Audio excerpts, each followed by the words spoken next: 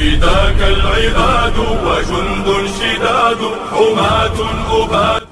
ستبقى لا إله إلا الله فينا لو حاربتنا الأرض بما رحبت.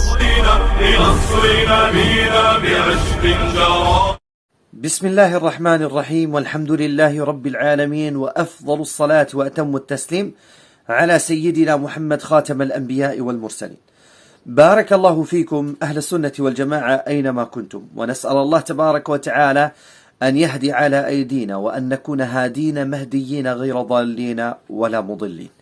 بداية بارك الله فيكم، تعلمون جميعا أننا نسعى هادفين إن شاء الله لهدم دين الرافضة وهدم دين العمائم، ونسأل الله تبارك وتعالى أن يهدي عوام الشيعة لما يحبه ويرضاه.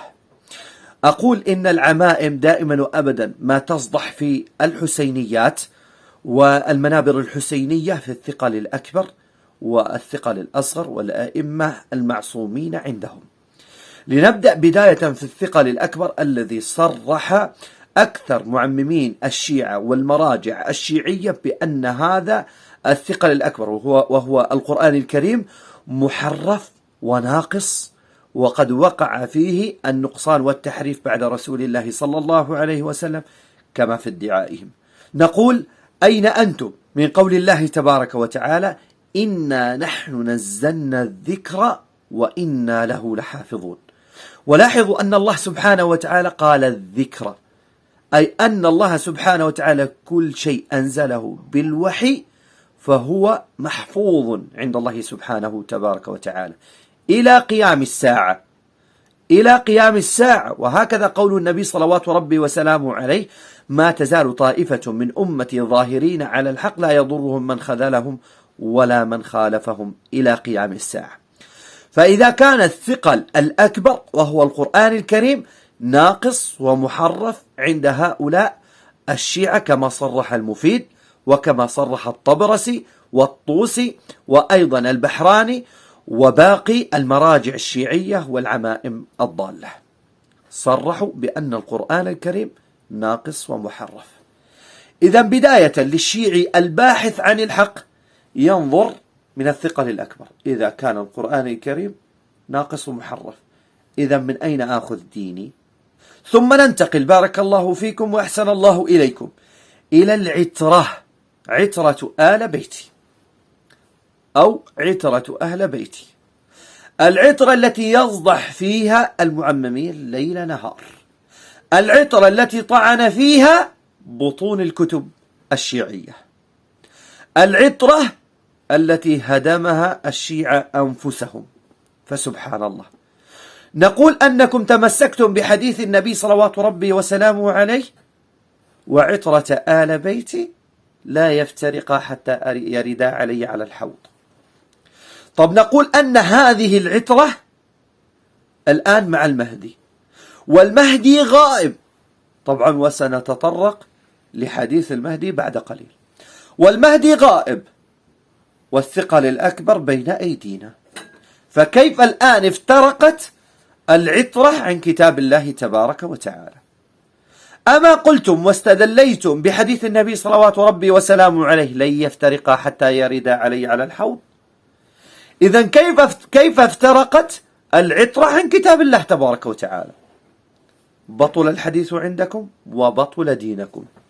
الأمر الثاني: أنكم تنسبون الإمامة والعصمة للاثنى عشر المعصومين، وهدفكم من هذا تعطيل النبوة، لأنكم إذا تمسكتم كما قلتم في القرآن ثم بعترة آل بيتي النبوة أصبحت زائلة. وين النبي صلوات ربي وسلامه عليه؟ ما الفائدة من النبي صلوات ربي وسلامه عليه؟ وأيضا نتحدى الشيعة الروافض أن يأتوا بحديثا عن رسول الله صلى الله عليه وسلم صحيحا على مباني الشيعة ينقله علي بن أبي طالب، لن يجدوا في كل كتب الشيعة. والهدف من ذلك هو تعطيل النبوة عند رسول الله صلوات ربي وسلامه عليه. الهدف من دين السبئية ككل هو تعطيل دين الله تبارك وتعالى وهدم دين الإسلام كيفما استطاعوا وحيثما استطاعوا وإلى ما استطاعوا. الأمر الآخر وهو المهدي الذي هو نهاية الأئمة. المهدي في بطون الكتب أبوه الحسن العسكري، والحسن العسكري يوجد عنه روايات صحيحة كما في ادعائكم، كما صححها الخوئي بأنه عقيم. ألا وإن الكافي الذي قال عنه المفيد أن الكافي هو كافي لشيعتنا يتحدث بأن الحسن العسكري مات ولم يكن له ولد، وقسم ميراثه بين أخيه جعفر وأمه. ثم أن الدايات قد كشفنا على زوجات المعصوم الإمام العسكري كما في ادعائكم، ولم يجدوا منهن حاملا. وهذا سبحان الله يعطل إمامكم المزعوم الخرافة الآن.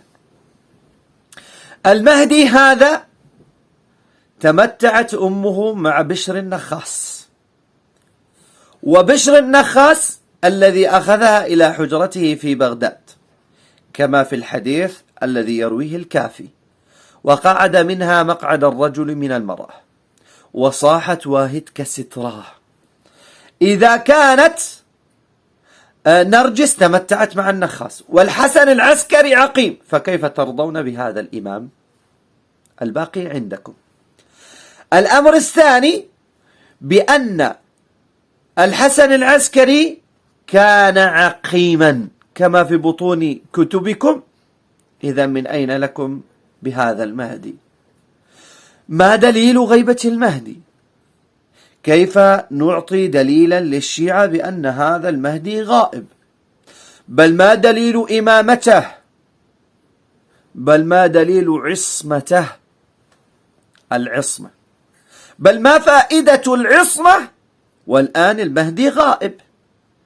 الأمر الأخير وهو الهادم لدين الشيعة، الولاية التكوينية التي عند الأئمة كما في ادعائكم، وآخرها المهدي. لكن نستغرب بأن الطوسي والطبرسي صرحوا، وأن المفيد أيضا صرحوا بأن المهدي دخل سردابه وهو خائف، أي أن المهدي خائف من الشرط العباسي أو من أعدائه كما تدعون أنتم. إذن أين الولاية التكوينية؟ قد بطلت. أين عصمة هذا المهدي؟ قد بطلت. ما هو النفع الذي جاء من هذا الإمام المزعوم الخائف الذي في السرداب؟ لا شيء. ما الفائدة التي حصلها الدين الإسلامي بغيبة المهدي؟ لا شيء. فسبحان الله من هذا الدين. ثم الآن يتطرق المعممين لعبادة البشر من دون رب البشر، ومناجاة البشر من دون رب البشر، حيث أنهم يناجون أبو الفضل العباس، يناجون علي، يناجون فاطمة، يناجون الحسن الحسين من دون الله تبارك وتعالى، على أنهم يقضون الحوائج. والله سبحانه وتعالى قد قال في كتابه: إن الله لا يغفر أن يشرك به ويغفر ما دون ذلك لمن يشاء. هذا دين المعممين لجمع الخمس والاستعطاف قلوب الناس ونهب أموالهم واستحلال أعراضهم في المتعة والسفاح وغير ذلك. أتمنى من ابن الأصل الشيعي، ابن الأصل الذي أضله المعممين والذي يريد الحق ويريد الهدى، أن ينتفع بإذن الله تبارك وتعالى بهذه الكلمات، وأن تكون هذه الكلمات وقرا في قلبه للهداية. ونسأل الله تبارك وتعالى أن يهدينا ويهدي الشيعة العامة لدين الله تبارك وتعالى الصحيح. بارك الله فيكم أهل السنة والجماعة، وشكرا لكم، جزاكم الله عنا وعن المسلمين خير الجزاء، والسلام عليكم ورحمة الله تعالى وبركاته. فداك العباد وجند شداد حماة أبات. ستبقى لا إله إلا الله فينا لو حاربتنا الأرض بما رحبت. لنصر نبينا بعشق جرى.